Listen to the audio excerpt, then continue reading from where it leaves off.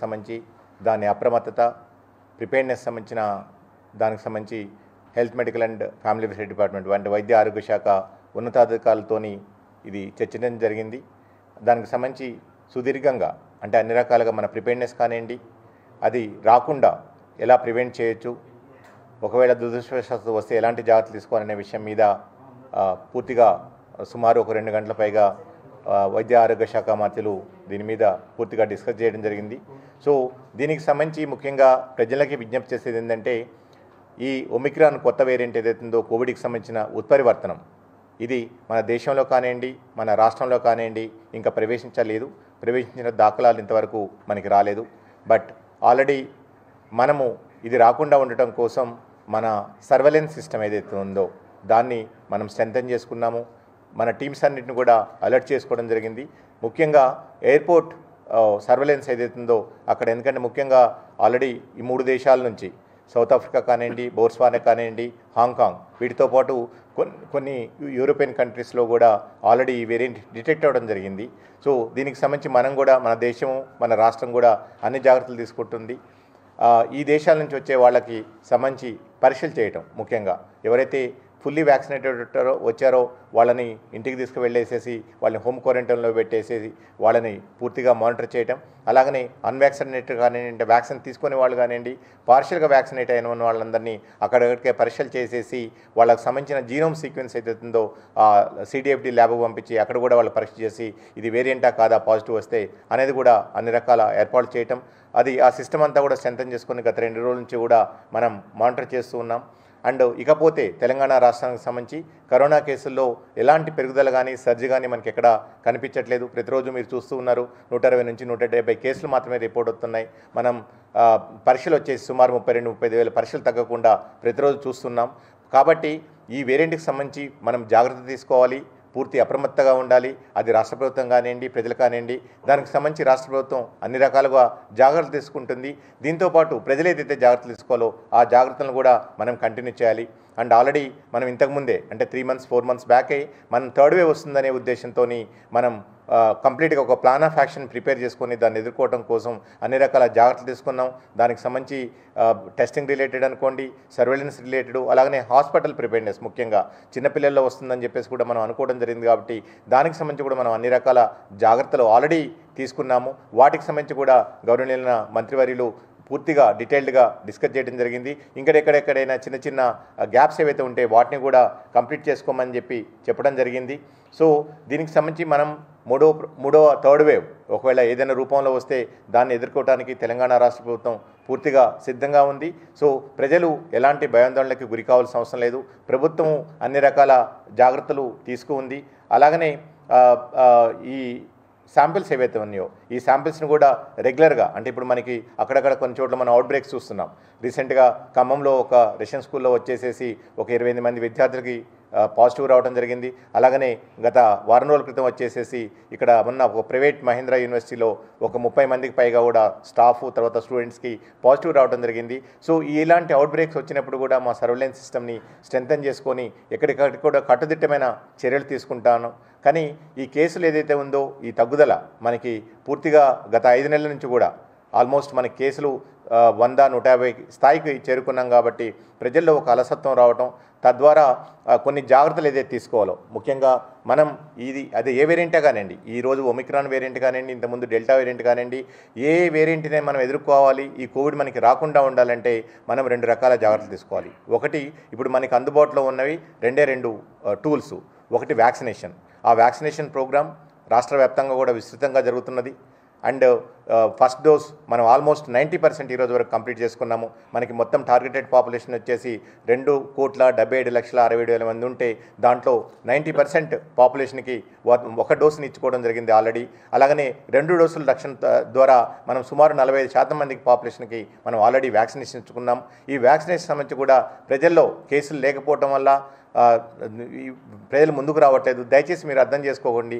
మళ్ళీ రేపొద్దున ఒక కొత్త వేరియంట్ కానివ్వండి, ఇంకో రూపంలో కానివ్వండి వచ్చి మళ్ళీ మన జీవితాలని ఈ కోవిడ్ అతలాకుతలం చేసి ఇబ్బందులు పెట్టే కంటే ముందు మీరు వ్యాక్సిన్ తీసుకోవటం వల్ల, అది కూడా 2 డోసులు తీసుకోవటం వల్ల మీకు పూర్తి రక్షణ దొరికే అవకాశం ఉంటుంది.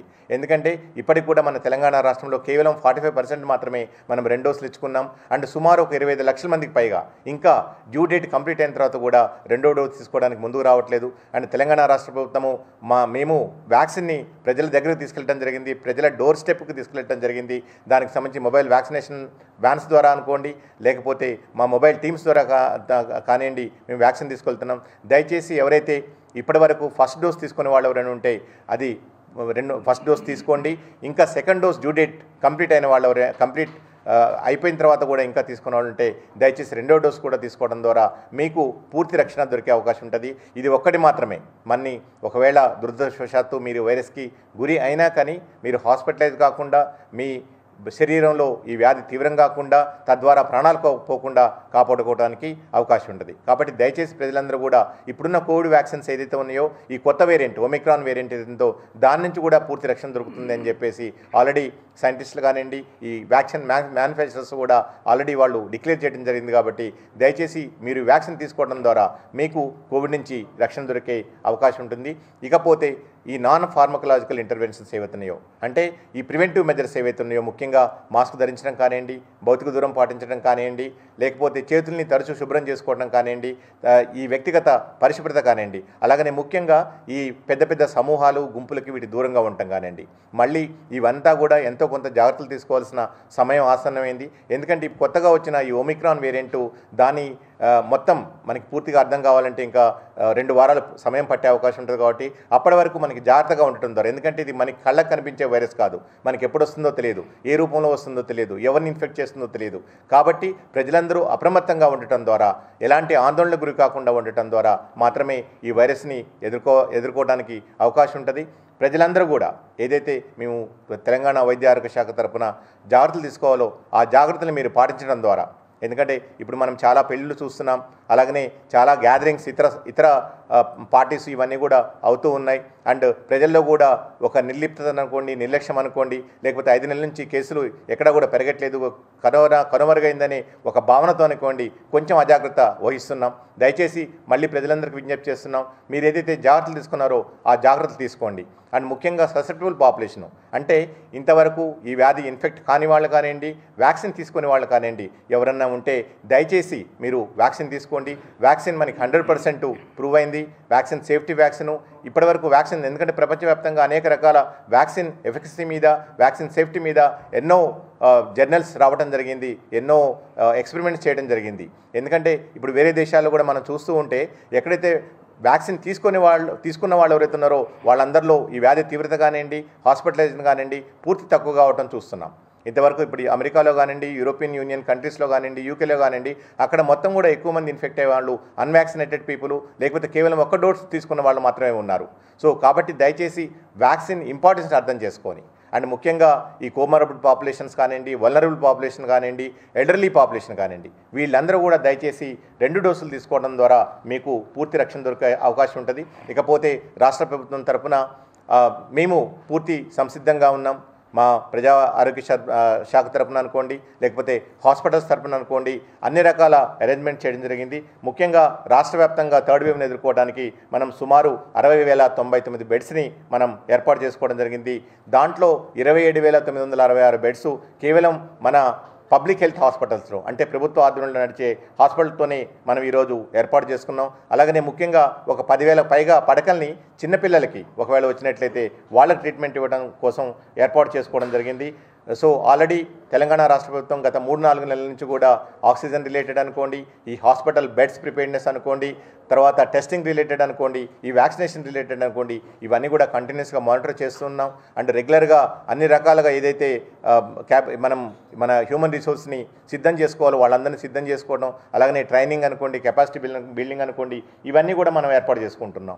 సో మేము తెలంగాణ రాష్ట్ర ప్రభుత్వం తరఫున గౌరవనీయ ముఖ్యమంత్రి గారి ఆదేశాల ప్రకారం మా honourable health minister Harish Rao గారి ఆధ్వర్యంలో ఈ థర్డ్ వేవ్ని ఎదుర్కోవడానికి మేము పూర్తిగా సిద్ధంగా ఉన్నాం. ప్రజలు కూడా ఇంతకుముందు చెప్పినట్లు ఎలాంటి భయాందోళన చెందకుండా మీరు ఏదైతే జాగ్రత్తలు తీసుకోవడం ద్వారా, ఎందుకంటే ఈ వైరస్ మనకి ముఖ్యంగా స్వీయ నియంత్రణ, స్వీయ జాగ్రత్తలే మిమ్మల్ని కానివ్వండి, మీ కుటుంబాన్ని కానీ రక్షిస్తాయి.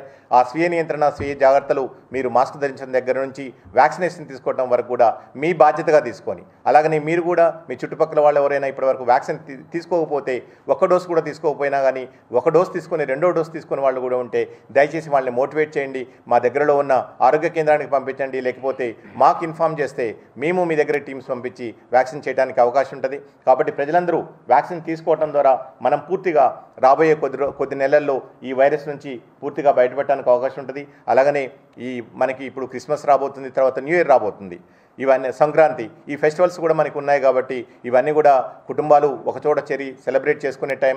లార్జ్ గ్యాదరింగ్స్, హోటల్స్, రెస్టారెంట్స్లో పెద్ద ఎత్తున జనాలు ఉత్సవాల కోసం వెళ్తూ ఉంటారు. మీరు ఏ ఉత్సవం చేసుకున్నా, ఏ సెలబ్రేషన్ చేసుకున్నా సరే కోవిడ్ ఉందనే విషయాన్ని, కోవిడ్ పూర్తిగా కనుమరుగు కాలేదనే విషయాన్ని మీరు దయచేసి గుర్తుపెట్టుకోవాలని మరొకసారి ప్రజలకు విజ్ఞప్తి చేస్తున్నాం. దయచేసి మీరు మాస్క్ వేయించుకోవడం మరొకండి. మీరు మాస్క్ను ధరించడం ద్వారా మీరు 99.9% ఈ వైరస్ నుంచి మిమ్మల్ని ప్రొటెక్ట్ చేసుకోవడానికి అవకాశం ఉంటుంది. అలాగనే వ్యాక్సిన్ తీసుకోవడం ద్వారా మీరు పూర్తిగా హాస్పిటలైజ్ కాకుండా మీ ప్రాణాలు పోకుండా కాపాడుకోవడానికి అవకాశం ఉంటుంది. అలాగనే ఎవరైనా వ్యాధి లక్షణాలు కనిపించినట్లయితే మీరు దగ్గరలో ఉన్న మా ప్రభుత్వ ఆరోగ్య కేంద్రానికి వెళ్ళండి. అక్కడ మీకు పరీక్షలు చేస్తారు, పూర్తి ట్రీట్మెంట్ ఇస్తారు. సో వీటి ద్వారా మనం ఈ కొత్తగా వేరియంట్ ఏదైతుందో ఈ ఒమిక్రాన్ వేరియంట్ని మనమందరం కూడా ఎదుర్కొందాం.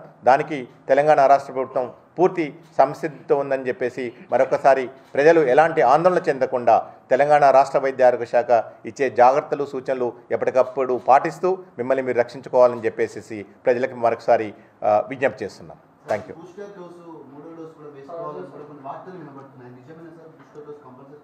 అంటే ప్రపంచవ్యాప్తంగా కొన్ని దేశాలు చూస్తే ఆల్రెడీ బూస్టర్ డోస్ రికమెండ్ చేయడం జరిగింది. నార్మల్గా సెకండ్ డోస్ అయిపోయిన 6 నెలలకి మనం బూస్టర్ డోస్ తీసుకోవాలి. బట్ మన భారత ప్రభుత్వం దానికి సంబంధించి ఒక విధానపరమైన నిర్ణయం తీసుకోవాల్సిన అవసరం ఉంది. సో కేంద్ర ప్రభుత్వం ఎప్పుడైతే డైరెక్షన్స్ ఇస్తుందో దానికి ప్రజలకి బూస్టర్ డోస్ రూపంలో అందించే అవకాశం ఉంటుంది. ఇప్పటి వరకు కూడా కేంద్ర ప్రభుత్వం దానికి సంబంధించి ఎలాంటి విధానపరమైన నిర్ణయం తీసుకోలేదు. సో అప్పటి వరకు దయచేసి ప్రజలు వేచి చూడాలి. కానీ ఇక్కడ మనం అర్థం చేసుకోవాల్సిందంటే ఇంకా కూడా మనం గత 11 నెలల నుంచి 10 నెలల నుంచి కూడా మనం కోవిడ్ వ్యాక్సినేషన్ ప్రోగ్రామ్ కండక్ట్ చేస్తున్నాం. 90% ఇది మంచి పర్సంటేజ్. ఒక డోస్ ఇచ్చుకున్నాం, బట్ రెండో డోస్ వచ్చేసి ప్రజల్లో ఎంతో కొంత నిర్లక్ష్యము, ఎంతో కొంత నిర్లిప్తత కనిపిస్తుంది. దీన్ని మనం అధిగమించాలి. ప్రజలకు కూడా విజ్ఞప్తి చేస్తుంటే 2 డోసులు తీసుకుంటే మాత్రమే మీకు కంప్లీట్ 100% ప్రొటెక్షన్ దొరికే అవకాశం ఉంటుంది. కాబట్టి ప్రజలందరూ కూడా 2 డోసులు తీసుకోవాలి. 2 డోసులు తీసుకున్న తర్వాత మనం పిల్లలకి ఇచ్చే వ్యాక్సినేషన్ కానివ్వండి, లేకపోతే ఈ 6 నెలలు కంప్లీట్ అయిన వాళ్ళకి మళ్ళీ బూస్టర్ డోసు ఇచ్చే అవకాశాన్ని పరిశీలించడానికి అవకాశం ఉంటుంది. ఇప్పుడు మన డైరెక్టర్ ఆఫ్ మెడికల్ ఎడ్యుకేషన్ గారు ఈ హాస్పిటల్ ప్రిపేర్నెస్ సంబంధించి అలాగనే ప్రజలు ఏం జాగ్రత్తలు తీసుకోవాలనే విషయాల్ని మీకు వివరిస్తారు. నమస్తే అండి. ఈ లాస్ట్ ఒక వారం నుంచి ఏదైతే మనము మన మీడియాలో చూస్తున్నామో అండ్ కొన్ని అలర్ట్స్ కూడా వేరే కంట్రీస్ నుంచి plus government of India health department నుంచి మనకి ఏవైతే అందుతున్నాయో ఈ కొత్త వేరియంట్ అంటే ఉన్న వైరస్లో కొన్ని మ్యుటేషన్స్ మార్పుల వల్ల ఇది ఒమిక్రాన్ అని వాళ్ళు దాని పేరు పెట్టారు. ఈ పర్టికులర్ వైరస్ ఇప్పటివరకు కూడా కొన్ని కంట్రీస్లలోనే దీన్ని కనుగొన్నారు. అది మెయిన్లీ జీనోమ్ సీక్వెన్సింగ్ చేయడం వల్ల ఇది బయటపడుతుంది. అయితే దీనివల్ల ఎటువంటి ప్రభావాలు ఉంటాయి, ఎంత సివియారిటీ ఉంటుంది, నిజంగా ఇది చాలా సివియర్గా ఇన్ఫెక్షన్స్ చేస్తుందా లేకపోతే కాంప్లికేషన్స్ క్రియేట్ చేస్తుందా అన్నది దీని గురించి ఇంకెవరికి కూడా అవగాహన లేదు. దీని గురించి ఇంకా కూడా తెలుసుకోవాల్సిన అవసరం ఉంది. అయితే ముఖ్యంగా ఏంటంటే ఇటువంటి ఎప్పుడైతే మనకు ఒక హెల్త్ పరంగా ఈ పాండమిక్లో ఒక అలర్ట్ వచ్చినప్పుడు మనం అప్రమత్తంగా ఉండవలసిన అవసరం ఉంటుంది. ప్రతి రాష్ట్రం కూడా అప్రమత్తంగా ఉండవలసిన అవసరం ఉంటుంది. ఈరోజు గౌరవ హెల్త్ మినిస్టర్ గారు హరీష్ రావు సార్ ఈ మార్నింగ్ మొత్తం కోవిడ్ దాని మీద ప్లస్ ఈ పర్టికులర్ కొత్త వేరియంట్ ప్రభావం ఎలా ఉంటుంది, మన రాష్ట్రం మీద దీని ప్రభావం ఏముంటుంది, మనం తీసుకోవాల్సిన ఏవైతే జాగ్రత్తలు ఉంటాయో ఏమేమి జాగ్రత్తలు తీసుకోవాలన్న దాని మీద ఒక రివ్యూ మీటింగ్ కండక్ట్ చేశారు. అయితే సుదీర్ఘంగా ఈ దీంట్లో అన్ని యాంగిల్స్లో చర్చించడం జరిగింది. ఈ పర్టికులర్ వైరస్ ఒకటి మనం గుర్తుపెట్టుకోవాల్సిన అవసరం ఏముందంటే ఇది ఎవరో వేరే కంట్రీస్లో ఈ ప్రస్తుతం కనుగొన్నారు కనుక అది మన దేశానికి రావాలంటే ఎవరైతే ట్రావెల్ చేసి వస్తారో, ఫారెన్ ట్రావెల్ చేసి వస్తారో వాళ్ళ నుంచే వచ్చే ఆస్కారం ఉంటుంది. అందుకోసమే కొన్ని చర్యలు ఏవైతే ఉంటాయో ఎయిర్పోర్ట్ దగ్గర మనం సర్వేలెన్స్ సిస్టమ్ డైరెక్టర్ గారు చెప్పినట్లు ఆ సర్వేలెన్స్ సిస్టమ్ని మళ్ళీ స్ట్రెంగ్తన్ చేసి ఆల్రెడీ చర్యలు తీసుకోవడం జరిగింది. ఇదే కాకుండా ఎవరన్నా విదేశాల నుంచి వచ్చిన వాళ్ళు అంటే ఈ కంట్రీస్కే వచ్చిన వాళ్ళు కాకుండా వేరే వాళ్ళు, ఎందుకంటే చెప్పలేం ట్రావెలింగ్లో కూడా ఎవరిదన్నా వీళ్ళతో కాంటాక్ట్ వచ్చే ఆస్కారం ఉంటుంది కనుక వాళ్ళు అటువంటి వాళ్ళు ఏమైనా సిమ్టమ్స్ కనిపించినట్లయితే మీ దగ్గరకున్న సెంటర్లో వెళ్ళి పరీక్షలు చేయించుకోండి. పరీక్షలు చేయించుకున్నట్లయితే అటువంటిది ఇంకా దానికి కూడా నిర్ధారిస్తానికి కొన్ని వేరే రకమైన రియేజెంట్స్ కూడా అవసరం ఉన్నాయి. అవి కూడా ఆర్డర్ చేయమని గౌరవ మంత్రి గారు మాకు చెప్పడం జరిగింది. ఎందుకంటే కొందరికి ఒక పర్టికులర్ జీన్ ఎస్జీన్ అని ఉంటుంది, అది ఉండకపోవడం అన్నట్లయితే టెస్ట్లో ఇమీడియట్గా మనము ఇవి ఫర్దర్గా వీటిని జీనోమ్ సీక్వెన్సింగ్ చేస్తానికి పంపించడానికి ఈజీగా ఒక సర్వేలెన్స్ మెకానిజంలో మనకు తోడ్పడుతుందన్నమాట. సో ఇవన్నీ కూడా మేము ఈ ఏవైతే చర్యలు ఉన్నాయో ఇవన్నీ కూడా తీసుకుంటున్నాము. కానీ ముఖ్యంగా అల్టిమేట్లీ ఇది ఎవరికన్నా వైరస్ సోకాలంటే ఆటోమేటిక్గా ఏదైతే మొదటి నుంచి మనం జాగ్రత్తలు తీసుకుంటున్నామో అంటే శుభ్రత కానివ్వండి, డిస్టెన్స్ పాటించడము, ప్లస్ ముఖ్యంగా మాస్క్. చాలామందికి ఏమైందంటే ఒక భావన ఏమొచ్చిందంటే లాస్ట్ ఒక 4-5 నెలల నుంచి కేసులు పెరగడం లేదు, మరణాలు తగ్గినాయి, ప్రతిదినం చూస్తే ఒక 100-150 కేసుల కంటే రావడం లేదు అన్న ఆలోచనతో ఏమనుకుంటున్నారంటే ఇక ఆల్మోస్ట్ కోవిడ్ కనుమరుగైపోయింది, మేము ఎటువంటి జాగ్రత్తలు తీసుకోలే అవసరం లేదని అనుకుంటున్నారా? తప్పది.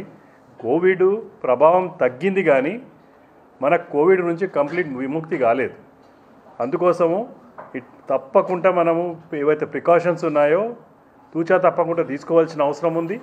ఇవి తీసుకున్నట్లయితే ఈవెన్ ఒమిక్రాన్ రేపు ఎక్కడికేరో మన భారతదేశానికి ఎంటర్ అయినా, మన సొసైటీలో మనకు తెలంగాణలోకి ఎంటర్ అయినా కానీ అది సోకే ఆస్కారం తక్కువ ఉంటుంది, ఓ లిమిటెడ్ ఎఫెక్టే ఉంటుంది.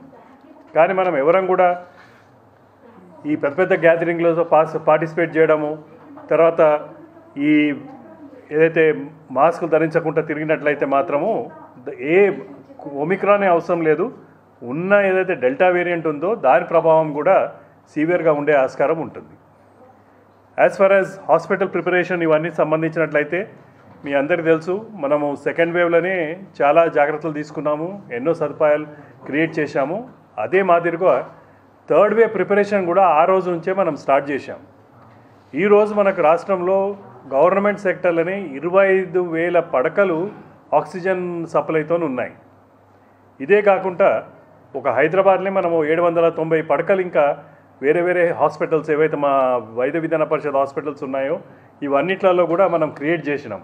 So that if at all ఒక థర్డ్ వేవ్ కింద ఉంది, లాస్ట్ టైం లాగా సెకండ్ వేవ్లో చూసినట్లు ఇంకా నెంబర్ ఆఫ్ పేషెంట్స్ ఎక్కువ అయినా కానీ వాళ్లకు మనము తగు ట్రీట్మెంట్ ఇస్తానికి, ఎటువంటి అసౌకర్యములు కలవకుండా ట్రీట్మెంట్ ఇస్తానికి గవర్నమెంట్ సెక్టర్లో అన్ని ఏర్పాట్లు చేశాము. వీటికి అవసరం ఉన్న మందులే కానివ్వండి, పరికరాలే కానివ్వండి, లైక్ వెంటిలేటర్స్, మానిటర్స్ ఇవన్నీ కూడా సమకూర్చుకున్నాం. సో ఆ యాంగిల్లో state government is fully prepared. దాంట్లో ఎవరు కూడా భయాందోళన చేయవలసిన అవసరం లేదు. కానీ మనం తీసుకోవాల్సిన జాగ్రత్తలు ఏవైతే ఉంటాయో అవి తీసుకున్నట్లయితే 100% మనం ఒక థర్డ్ వేవ్ రాకుండా దాన్ని కాపాడుకోగలుగుతాము. అండ్ ఈవెన్ ఇటువంటి కొత్త వేరియంట్స్ అన్నవి ఒక వైరస్లో అది న్యాచురల్ స్వభావం, అది ఆటోమేటిక్ మారుతూనే ఉంటుంది వైరస్.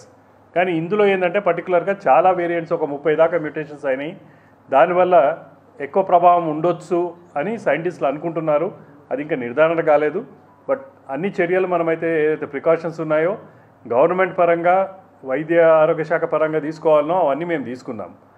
ప్రజల్లాగా మీరేవైతే మీ సైడ్కి తీసుకోవాలనో సేఫ్టీ మెజర్స్ ఏవైతే మేము రిపీటెడ్గా మేము చెప్తున్నామో అవి తీసుకున్నట్లయితే మనకు ఎవరికి కూడా ఎటువంటి ముప్పు ఉండదు. Thank you. కేసులు వచ్చినప్పటికీ కూడా దాదాపు 5 to 10 days తర్వాతనే ఇష్యూస్ బయటకు వచ్చాయి. అంటే ప్రైవేట్గా టెస్ట్ చేసుకున్నటువంటి రిపోర్ట్స్ అనేది ప్రభుత్వం దృష్టికి రావట్లేదు అనేది ఒకటి కనిపిస్తుంది. అది ఎలాంటి coordination sir private testing centre? అన్ని టెస్టింగ్ సెంటర్స్ కూడా ఉన్న ఒక స్టేట్ యాప్ ఏదైతే ఉందో దాంట్లోనే ఎంటర్ చేయాలి. ఎక్కడ ఏ ల్యాబ్లో పరీక్షలు జరిగినా కానీ, అది ప్రభుత్వ ల్యాబ్స్ కానివ్వండి, ప్రైవేట్ ల్యాబ్స్ కానివ్వండి, ఆ పరీక్షల రిపోర్ట్స్ అన్ని కూడా వాళ్ళు రెగ్యులర్గా అప్డేట్ చేయాలి. దానికి సంబంధించిన పాజిటివ్ కేసుని మా డీమెండ్ హెచ్ఓస్ డిస్ట్రిక్ట్ సర్వేలెన్స్ యూనిట్స్కి వెళ్ళడం జరుగుతుంది, వాళ్ళు మానిటర్ చేస్తున్నారు. అది లేటుగా తెలిసిందనేది కరెక్ట్ కాదు. ఓకే, డిఎంహెచ్ఓ కూడా అదే విషయాన్ని చాలా లేట్గా తెలిసింది మాకు కూడా అనేది అక్కడ వాళ్ళు జరిగింది ఏంటంటే వాళ్ళ పరీక్షలు వాళ్ళు సొంతగా చేసుకున్నారు, ల్యాబ్లో చేయించుకోలేదు. వాళ్ళు పరీక్షలు వచ్చేసి సొంతగా చేసుకోవడం వల్ల అది మన దృష్టికి రావడంలో ఇదైపోయింది. ఆ తర్వాత ఇమీడియట్గా తెలిసిన తర్వాత మనం అక్కడికి వెళ్ళి అన్ని రకాల చర్యలు తీసుకొని మళ్ళీ ఇంకోసారి టెస్ట్ చేయించడం జరిగింది అందరికి వచ్చేసి. అక్కడ మొత్తం ఎవరు కూడా సీరియస్ కానీ సిమ్టమాటిక్ కానీ ఏం లేవు. మేము అదే చెప్తున్నాం, ఎస్పెషల్లీ ఇలాంటి క్లోజ్డ్ వాతావరణంలో ఉన్నప్పుడు జాగ్రత్తల్ని మనం ఎక్కువగా తీసుకోవాల్సి వస్తుంది. ఒకటి. రెండవది, ఇది వింటర్ సీజన్లో నార్మల్గా ఈ కరోనా వైరస్ కాకుండా వేరే వైరస్లు కూడా ఎక్కువగా ఇంటెన్సిఫై అంటే ఉధృతం చెందే అవకాశం ఉంటుంది అనమాట. సో కాబట్టి జాగ్రత్తగా ఉండాలి. సో అందుకని ఈ జాగ్రత్తలు ఏవైతున్నాయో మనం కంటిన్యూ చేయాలి. ఇప్పటికి కూడా మనం ఇక్కడ అవుట్ బ్రేక్స్ ఇప్పటి వరకు మన స్కూల్స్ కూడా మనం ఆల్మోస్ట్ ఓపెన్ చేసుకొని 6-7 months అయింది. ఎక్కడ కూడా ఇంతకుముందు మన సెకండ్ వేవ్లో చూసినప్పుడు ఎలాంటి అవుట్ బ్రేక్స్ చూడలేదు. బట్ ఓవరాల్గా మనం చూస్తే ఇప్పటివరకు కూడా 28 స్కూల్స్లో మనకి మొత్తం మీద కేవలం 163 మంది స్టూడెంట్స్ మాత్రమే పాజిటివ్ అవడం జరిగింది. ఇక్కడ పెద్ద ఎత్తున మొత్తం మీద ఓవరాల్గా రాష్ట్రవ్యాప్తంగా ఇన్ని వేల స్కూల్స్లో మనకి కేవలం 28 స్కూల్స్లో అవుట్ బ్రేక్స్లో మాత్రమే మనకి 168 కేసులు మాత్రమే రిపోర్ట్ అవ్వడం జరిగింది. కేవలం 6 స్కూల్స్లోనే 5 కేసుల కంటే పైగా ఎక్కువ రిపోర్ట్ అని, మిగిలిన స్కూల్స్లో అన్నీ కూడా 1 or 2 కేసెస్ మాత్రమే రిపోర్ట్ అని ఎక్కడికక్కడ మాకు దృష్టికి రావడంతోనే ఇమీడియట్గా అన్ని జాగ్రత్తలు తీసుకోవడం, ఈ కంటైన్మెంట్ మెజర్స్ ఏమన్నా అవన్నీ కూడా మనం తీసుకుంటం జరిగింది. వాళ్ళ పిల్లల హెల్త్ తర్వాత స్టాఫ్ హెల్త్ కూడా రెగ్యులర్గా మానిటర్ చేస్తున్నాం. మీరు అన్నట్టు స్కూల్స్లో కేసెస్ తక్కువ వస్తున్నా కూడా థర్డ్ వేవ్ కానీ లేకపోతే కొత్త వేరియంట్స్ పైన అవేర్నెస్ లేక థర్డ్ వేవ్ కంప్లీట్గా చిన్న పిల్లలకి అటాక్ అవుతున్నారు. దానికి చాలా మంది పేరెంట్స్లో ఆందోళన ఉంది. నో, ఇది మేము క్లియర్గా చెప్తున్నాం, పిల్లలకి కరోనా వైరస్ సోకటంలో ఎలాంటిది లేదు. బట్ ఎక్కడైనా సరే పిల్లలలో వ్యాధి తీవ్రంగా అవటం కానివ్వండి, లేకపోతే వాళ్ళు హాస్పిటలైజ్ అవ్వడం కానివ్వండి, ప్రాణాలు పోవడం కానివ్వండి ఎక్కడా లేదు. ఈ విషయాన్ని మనం అందరం అర్థం చేసుకోవాలి. మీకు ఫస్ట్ వేవ్లో కానివ్వండి, సెకండ్ వేవ్లో కూడా చిన్నపిల్లలకు చాలామందికి ఇన్ఫెక్షన్స్ వచ్చినాయి, కాదని కాదు. కానీ వాళ్ళల్లో హాస్పిటలైజ్ అయిన వాళ్ళు చాలా తక్కువ మంది ఉన్నారు. ఆ హాస్పిటలైజ్ అయిన వాళ్ళ కూడా మరణాలు సంభవించిన వాళ్ళు ఆల్మోస్ట్ ఒక ఫ్యూ నంబర్స్ కింద మనం లెక్క పెట్టవచ్చు. ఒక 5-6 మంది కంటే ఎక్కువ ఉంటారు. అంటే ఇక్కడ మెయిన్ మనం అర్థం చేసుకోవాల్సిందంటే పిల్లలు ఒకసారి ఇన్ఫెక్ట్ అయిన తర్వాత పిల్లల ద్వారా ఇంట్లో పెద్దవాళ్ళకి వచ్చే అవకాశం ఉంటుంది. అది మనకి కన్సర్న్ అనమాట. కాబట్టి పిల్లలకి ఏమైనా వచ్చినప్పుడు మామూలు పెద్దవాళ్ళు ఎలాంటి జాగ్రత్తలు తీసుకుంటారో, ఎలా ఐసోలేషన్లో ఉంటారో పిల్లల్ని కూడా మనం అదేలే ఉంచాలి. ఎస్పెషల్లీ ఎల్డర్లీ పీపుల్, కోమార్బిడ్ ఇతర దీర్ఘకాలిక వ్యాధులు ఉన్న వాళ్ళ ద్వారా దగ్గరికి పోవడం ద్వారా వాళ్ళకి వచ్చి మళ్ళీ వాళ్ళు హాస్పిటలైజ్ అయ్యే అవకాశం ఉంటుంది. సో కాబట్టి పిల్లలు ఎక్కడైనా స్కూల్స్లో ఇదైన తర్వాత మేము అప్పటికక్కడే వాళ్ళని ఐసోలేషన్లో పెట్టి వాళ్ళ రెగ్యులర్ మా హెల్త్ స్టాఫ్ ద్వారా మానిటర్ చేస్తున్నాం సిస్టమ్ అంతా కూడా. ఒకవేళ వాళ్ళు స్కూల్స్కి ఇంటికి వెళ్తామంటారు పిల్లలు వచ్చేసేసి, సో వాళ్ళ పేరెంట్స్ దగ్గరికి వెళ్ళినప్పుడు లేదా వాళ్ళ ఎల్డర్లీ పీపుల్ దగ్గరికి వెళ్ళినప్పుడు వాళ్ళు కూడా జాగ్రత్తలు తీసుకోవాల్సి ఉంటుంది. లేకపోతే అన్నెసరికి ఇది కమ్యూనిటీలో పోయి వేరే వాళ్ళని ఇన్ఫెక్ట్ చేసే అవకాశం ఉంటుంది అనమాట. నో, దయచేసి అలాంటి ప్రపంచంలో ఇక్కడే కాదు, ప్రపంచవ్యాప్తంగా ఏ దేశంలో కూడా అలాంటి దాఖలాల్లో అలాంటి ఎవిడెన్సెస్ లేవు. సో దయచేసి మీరు పిల్లల్ని స్కూల్స్కి నిరభ్యంతరంగా పంపించండి. బట్ ఏదైతే జాగ్రత్తలు తీసుకోవాలో ఆ జాగ్రత్తలు దయచేసి తీసుకోవాలి. సేమ్ కోవిడ్కి సంబంధించి ఒమిక్రాన్ ఏదైతే కొత్త వేరియంట్ వచ్చిందో ఇంతకుముందే డిఎంఈ గారు చెప్పారు. అంటే ఎనీ వైరస్, ఈ కోవిడ్ వైరస్ కరోనా వైరస్ కాకుండా ఏ వైరస్లో కూడా మ్యుటేషన్స్ అనేవి సహజం, అంటే ఉత్పరివర్తనాలు అంటూ ఉంటాం. సో నార్మల్గా మనం ఈ కరోనాలో తీసుకుంటే ఇప్పటికే 3.5 నుంచి 4 లక్షల ఉత్పరివర్తనాలు జరిగినాయి మొత్తం మీద ప్రపంచవ్యాప్తంగా వివిధ దేశాల్లో వచ్చేసేసి. సో దాంట్లో కొన్ని స్ట్రాంగ్ మ్యుటేషన్స్ ఉంటాయి, కొన్ని వీక్ మ్యుటేషన్స్ ఉంటాయి. వీక్ మ్యుటేషన్స్ ఉన్నప్పుడు మనం ఆందోళన చెందాల్సిన అవసరం లేదు. ఈ స్ట్రాంగ్ మ్యుటేషన్స్ అంటే ఎక్కువగా వ్యాప్తి చెందే లక్షణం కానివ్వండి, ఒకవేళ అది ఇన్ఫెక్ట్ అయితే సివియారిటీ తీవ్రత కానివ్వండి ఎక్కువ ఉండటం వల్ల మనం భయపడాలి. ఈ కొత్తగా ఏదైతే ఒమిక్రాన్ అనే వేరియంట్ వచ్చిందో మనకున్న దాని ప్రకారం డెల్టా కంటే 30 రెట్లు ఎక్కువగా తీవ్రత ఎక్కువగా ఉంటుంది, సివియారిటీ కూడా ఇన్ఫెక్షన్ కూడా ఎక్కువగా అవుతుందని చెప్పేసి సైంటిస్టులు వాళ్ళు ఎక్స్పెక్ట్ చేస్తూ ఉన్నారు. సో అది ఈ వైరస్ మళ్ళీ వేరే దేశాలకు కూడా వ్యాప్తి చెందితే ఎన్ని ఇబ్బందులు వస్తాయి మళ్ళీ అని చెప్పేసి దానితో ఈ జాగ్రత్తలన్నీ కూడా మనం తీసుకుంటున్నాం. అండ్ కేంద్ర ప్రభుత్వం కానివ్వండి, రాష్ట్ర ప్రభుత్వం కానివ్వండి, దేశంలోకి ఎంటర్ కాకుండా అన్ని రకాల జాగ్రత్తలు తీసుకున్నాం. అండ్ తప్పకుండా మనం ఎంత చేసినా ఏం చేసినా ఎక్కడో చూడండి ఎంటర్ అవుతుంటుంది. కాబట్టి మనము మన ప్రభుత్వ పరంగా లేదా ప్రజల పరంగా మనం ఏదైతే జాగ్రత్తలు తీసుకోవాలో ఆ జాగ్రత్తలు తీసుకోవడం ద్వారా ఇది తక్కువ డ్యామేజ్తో మనం బయటపడడానికి అవకాశం ఉంటుంది. Subscribe to our channel by clicking the subscribe button. Click the bell button and enjoy the latest uploads from our channel.